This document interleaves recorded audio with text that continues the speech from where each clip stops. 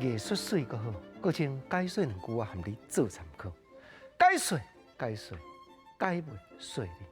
好朋友，咱翻头来甲看西元1895年，岁初12年，日本人来到台湾，南北二路，这个庄头少年家德高斗菜刀起来甲日本人拼，真正凄惨一页的历史。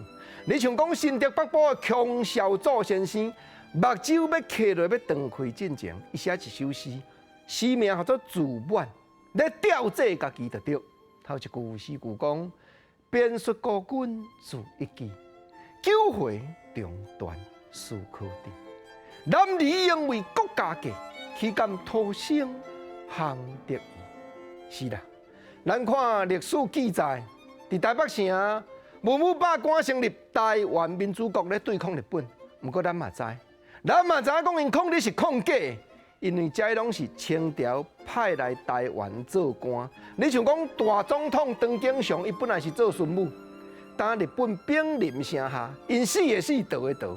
结果日本军队撩过淡水河，才知影讲台湾人无像台北城内迄阵遐好硬。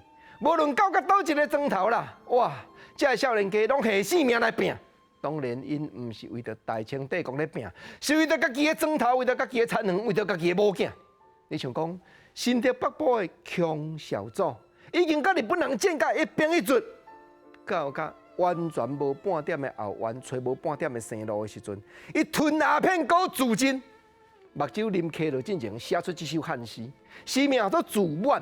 我家己甲家己写满联，见面头一句，讲边率孤军自一支。